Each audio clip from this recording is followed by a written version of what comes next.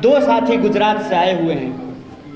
दोनों साथी ने बताया कि आज उनकी मीटिंग थी राहुल गांधी जी के साथ गुजरात को लेकर के।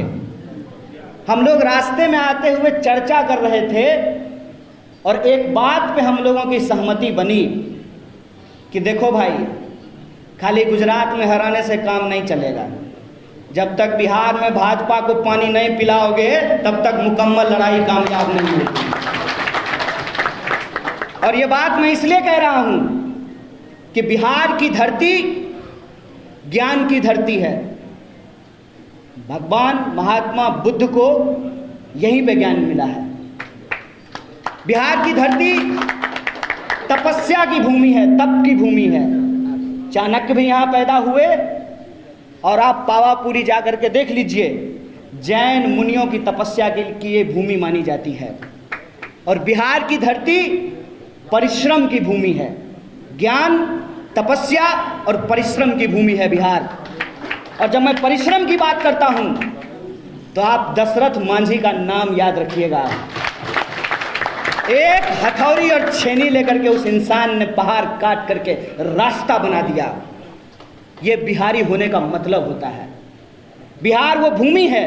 मैं अपने गुजरात के दोस्तों को कहना चाहता हूं कि आपके यहाँ पोरबंदर में मोहनदास करमचंद गांधी पैदा हुए थे, लेकिन वो गांधी जब बिहार की इस ज्ञान, तपस्या और परिश्रम की भूमि पे आए तो हमने उनको महात्मा बना दिया। ये बिहार की भूमि है। ये बिहार की भूमि है कि आप कोई दौर उठा करके देख लीजिए, इतिहास का कोई दौर उठा करके देख लीजिए, बिहार के बिना इस देश का इतिहास पूरा नहीं होता है। खुशी की बात है, थोड़ी अफसोस की भी एक बात है। कल श्री बाबू की जयंती थी। श्री बाबू ने जो है एक रिकॉर्ड बनाया था सबसे ज़्यादा दिनों तक मुख्यमंत्री होने का। श्री बाबू जो काम करके चले गए उनका रिकॉर्ड अभी तक बीट नहीं हो पाया है। और हमारे कुछ दोस्त पूछते हैं कि बिहार को कांग्रेस पार्टी ने क्या दिया। बिहार को बिहार कांग्रेस पार्टी ने बनाया। इस बात को हमको गर्व से स्वीकार करना है। और आज हमारी सबसे बड़ी चुनौती क्या है? आज दिन है अशफाक उल्लाह खान का। अशफाक और बिस्मिल की दोस्ती के बारे में आप सब लोगों ने शायद देखा होगा, आप लोगों ने उसको पढ़ा होगा कि उनकी दोनों की जब बातचीत होती है तो अशफाक कहते हैं राम प्रसाद बिस्मिल से, देखो दोस्त, तुम्हारे धर्म में पुनर्जन्म है तो तुम तो जाओगे वहाँ और भगवान से कहोगे कि हमको दोबारा भारतीय बना करके भेज दीजिए, हमको ब्रिटिशर्स के दांत खट्टे करने हैं। हमारे धर्म में पुनर्जन्म नहीं होता है। लेकिन अगर मैं जन्नत जाऊँ, अल्लाह से हमारी मुलाकात हो, तो मैं उनको कहूँगा कि एक बार और हमको भारत भेज दीजिए। ये भारत है जहाँ एक खान एक ब्राह्मण के साथ मिलकर के कहता है, सरफरोशी की तमन्ना अब हमारे दिल में है, देखना है जोर कितना बाजू में खाते। ये जो एकता है, इस एकता को आज छिन्न भिन्न किया जा रहा है। और यही जो एकता छिन्न भिन्न होती है, इसी का नतीजा है, विश्वास कीजिए हम पर, भारत का कोई ऐसा हिस्सा नहीं है जहां हम गए नहीं हैं। एक साथ दोनों बात लोग बोलते हैं, कहते हैं कि बिहार के लोग बड़े परिश्रमी होते हैं। जानते हैं, हाँ भाई, तुम्हारा गंदगी उठाते हैं, तुम्हारा ठेला चलाते हैं, तुम्हारी फैक्ट्रियों में काम करते हैं, तुम्हारा घर साफ करते हैं, तुम्हारी सड़कें बनाते हैं, तुम्हारी बिल्डिंगें बनाते हैं। गाली तो देते ही हो, जब मौका मिलता है गोली भी मार देते हो। मैं बिहार की इस जनता से यही कहना चाहता हूं कि बिहार के उस इतिहास का पुनर्जागरण हमको करना पड़ेगा। और बिहारी होने का मतलब गाली नहीं, गौरव है। ये हमको पुनर्स्थापित करना होगा। यही हमारी आज की लड़ाई है। कई साथियों ने कहा कि कैसे करेंगे, कैसे होगा ये, तो मैं एक बात उनको कहना चाहता हूं कि जो पार्टी इस देश को आज़ादी दिलाई है वो पार्टी ही इस देश की आज़ादी को बचा भी सकती है। इस बात को अपने दिमाग में डाल लीजिए। इस बात को हम तमाम लोगों को समझ लेना होगा। जात और धर्म के नाम पे समाज का बंटवारा दरअसल इस देश की जो आम आवाम है उनके हक हुकूक को छीनने और मारने की साजिश है। यह बात हमको समझना पड़ेगा। सामाजिक न्याय के साथ साथ हमको सामाजिक एकता की जरूरत है। यह बात हमको अपने दिमाग में डालना पड़ेगा। और बिहार में रहने वाले 12 करोड़ से ज़्यादा लोग, चाहे वो तिलक लगाते हों या टोपी पहनते हों, चाहे वो मंदिर जाते हों या मस्जिद जाते हों, चाहे वो खेत में काम करते हों या फैक्ट्रियों में काम करते हों, चाहे वो बिहार में रहते हों या बिहार के बाहर रहते हों, वो तमाम जो बिहार के लोग हैं उनके रोजी रोटी, कपड़ा, मकान, शिक्षा, स्वास्थ्य, सड़क, बिजली, पानी और आत्मसम्मान की लड़ाई कांग्रेस पार्टी लड़ेगी। इसी संकल्प के साथ हम इस मंच पे आप तमाम लोगों के साथ इस परिवार में सम्मिलित हुए हैं।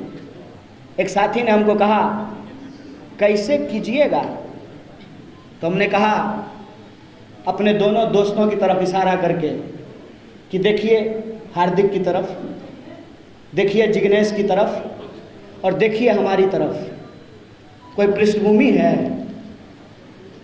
कोई पृष्ठभूमि है, कोई परिवार में ऐसा है जिसका नाम लेकर के हम लोग राजनीति कर सकें? है कोई हमारा इतिहास? हम आपकी तरह एक साधारण इंसान का बच्चा है। हम तीनों का कोई पृष्ठभूमि नहीं है। प्रश्न ये उठता है कि हम कांग्रेस पार्टी में क्यों आए हैं। हम कांग्रेस पार्टी में इसलिए आए हैं कि गर्व के साथ हम आपको इस मंच से खड़ा होकर के बोलते हैं, जिसके जिसके पास बाबूजी का थाती है ना, सब अपने अपने छाती में उसको लपेट लिया है। कोई बांटने के लिए तैयार नहीं है।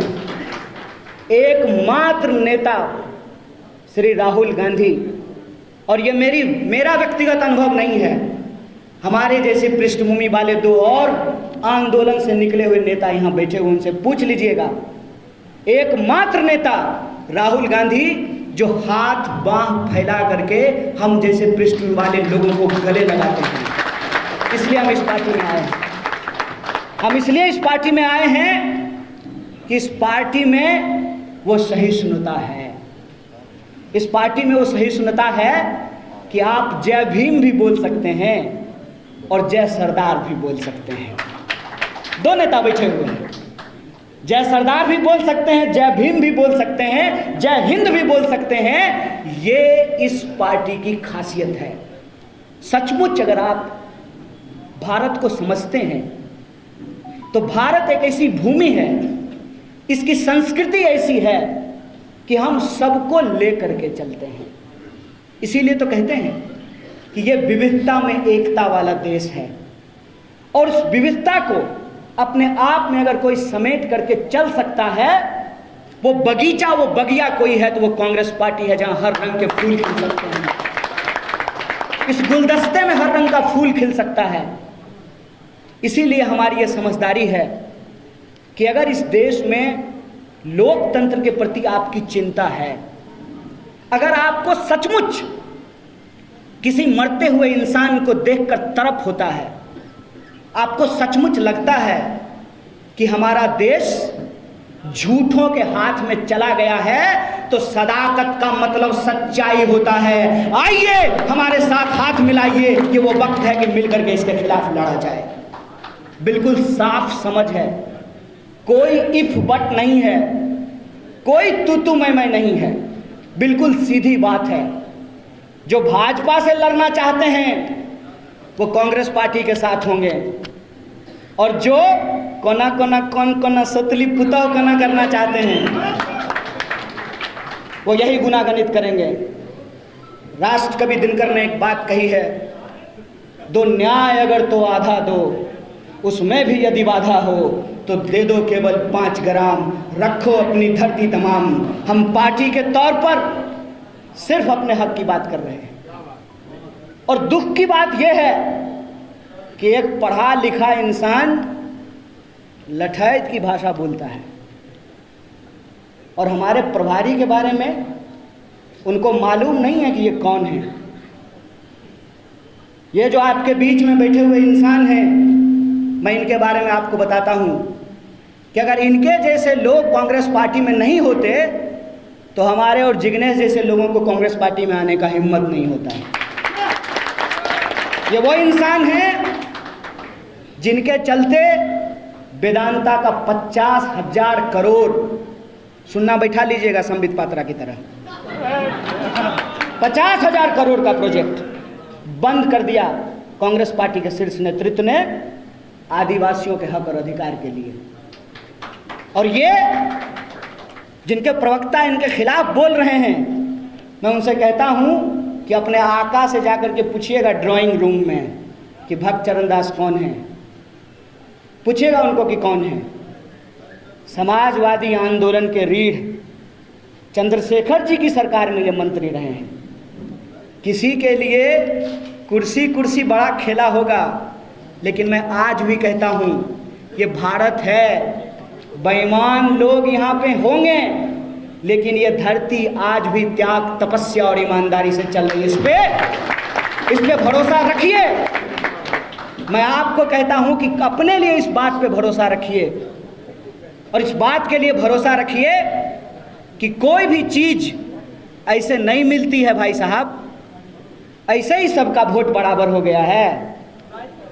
शकील भाई का वोट एक, चंदन भाई का वोट एक, राकेश भाई का वोट एक, कन्हैया का वोट एक, ऐसे ही वोट हो गया है। प्रतिमा जी का वोट एक, पूनम जी का वोट एक, ऐसे ही बराबर हो गया है। सोच के देखिएगा, समझ करके देखिएगा, ये साधारण चीज नहीं है। और आज वोटों को लोगों ने गुना गणित में फंसा दिया है।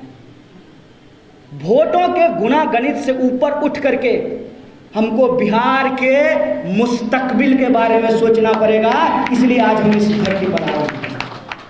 इसीलिए आज हम यहाँ जब सभा कर रहे हैं तो किसी के ऊपर हम अनावश्यक टिप्पणी नहीं करना चाहते हैं।